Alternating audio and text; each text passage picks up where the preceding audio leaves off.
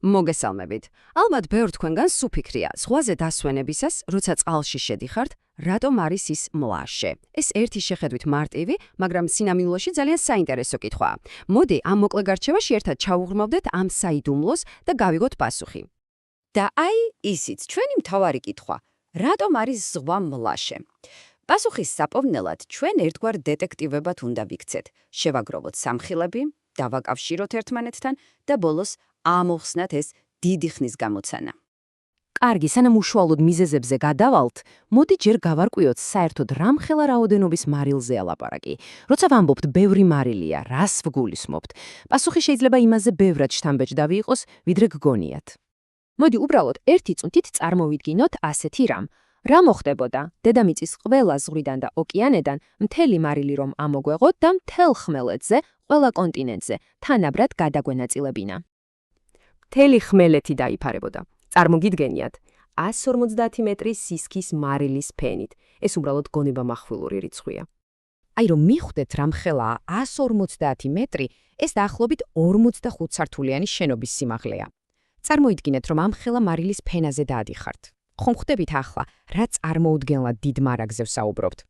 და აი აქ ჩნდება ყველაზე საინტერესო შეკითხვა. ჩვენ ვიცით, რომ ადამიანებიც ვიყენებთ მარილს, ზღვის არსებებიც, მაგალითად მარჯნის პოლიპები ნიჟარებს და ჩონჩხებს იშენებენ მისგან. ამას დაუმატეთ ისიც, რომ მდინარეებს გამუდმებით ჩააქვთ ზღვაში მტკნარი, ანუ უმარილო წყალი. ხომ ლოგიკურია, რომ ზღვა ნელ-ნელა უნდა გამტკნარებულიყო, მაგრამ ეს ასე არ ხდება. რატომ? კარგი, დავიწყოთ ჩვენი გამოძიება და ვნახოთ პირველი და ალბათ ყველაზე მთავარი სამხილი. ყველაფერი კი იწყება ჩვეულებრივი წვიმით და მდინარეებით. ეს პროცესი იცით საკმაოდ მარტივია. მოდით დავშალოთ ნაბიჯებად.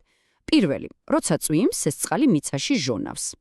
მეორე, ნიადაგი სავსეა სხვადასხვა მარილით და წვიმის წყალი ამ მარილებს უბრალოდ ხსნის, აი როგორც ჩაიში შაკარს რომ ჩაყრით და მოურევთ. და მესამე, ეს უკვე ოდნავ მარილიანი წყალი პატარა ნაკადულებით, შემდეგ მდინარეებით, საბოლოოდ ზღვაში ჩაედინება. და ეს ყველაფერი ხდება მილიონობით წლის განმავლობაში შეუჩერებლად. მაგრამ მარტო მდინარეებს ნუ დავაბრალებთ. ჩვენს დეტექტიურ საქმეში კიდევ სხვა ეჭვმიტანილებიც არიან, რომლებიც ზღვას მარილით ამარაგებენ. კიდევ ორი ძალიან საინტერესო წყარო გვაქვს. ერთი არის ქარი. წარმოიდგინეთ, ძლიერი ქარი ხმელეთიდან იტაცებს მტვრის ნაწილაკებს, რომელშიც მარილის კრისტალებიცაა შერეული და ეს ყველაფერი პირდაპირ ზღვაში ხდება. მეორე კი, ჩემი აზრით, ყველაზე შთამბეჭდავი წყალქვეშა ვულკანებია. როდესაც ზღვის ფსკერზე ვულკანი იღვიცებს, ის დედამიწის სიღრმიდან ამოაფრქვევს უცხელეს ლავას, რომელიც სავსეა გახსნილი მარილებით და ეს მარილები პირდაპირ ზღვის წყალს ერევა. კარგი, მგონი ყველა სამხილი შევაგროვეთ. მდინარეები, ქარი, ვულკანები, დროა ეს ყველაფერი ერთმანეთს დაუკავშიროთ და საბოლოო პასუხი გავცეთ მთავარ კითხვას. და აი, საიდუმლოს გასაღებიც. ეს არის ბალანსი. წარმოიდგინეთ ძველებური სასწორი. ერთ მხარეს ვდებთ მარილს, რომელიც იხარჯება. ანუ მას ზღვის ცოცხალი ორგანიზმები იყენებენ თავიანთი ნიჟარების და ჩონჩხების ასაშენებლად. მაგრამ სასწორის მეორე მხარეს მუდმივად ემატება ახალი მარილი, მდინარეებიდან, ქარით და ვულკანებიდან. და რადგან ეს ორი პროცესი, ანუ ხარჯვა და დამატება, მეტნაკლებად ერთმანეთს აბალანსებს, ზღვის მარილიანობა თითქმის არ იცვლება.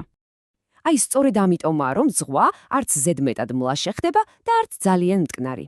ის ინარჩუნებს ერთგვარ ოქროს შუალედს, რასაც ზომიერად მლაშეს უწოდებთ. ეს არის იდეალური წონასწორობა, რომელიც მილიონობით წელია გრძელდება. და რა ხდება თუ ეს ბალანსი დაირღვა? ამის საუკეთესო მაგალითია მკვდარი ზღვა. იქ მარილის დამატების პროცესი ბევრად სჭარბობს ხარჯვას, ამიტომ ის იმდენად მლაშე გახდა, რომ შიგნით სიცოცხლე ფაქტობრივად შეუძლებელია. თითქმის ვერცერთი ცოცხალი ორგანიზმი ვერ უძლებს იქაურ პირობებს. მოკლედ, დღეს ერთად ამოხსენით ზღვის დიდი საიდუმლო, მაგრამ სანამ დაგემშვიდობებით, მინდა ერთი კითხვა დაგიტოლოთ დასაფიქრებლად. აი რა მოხდებოდა ზღვა საერთოდ რომ არ ყოფილიყო მლაშე? როგორ შეიცვლებოდა ჩვენი სამყარო? ამაზე პასუხის მოძებნა კი უკვე თქვენთვის მომინდვია. დროებით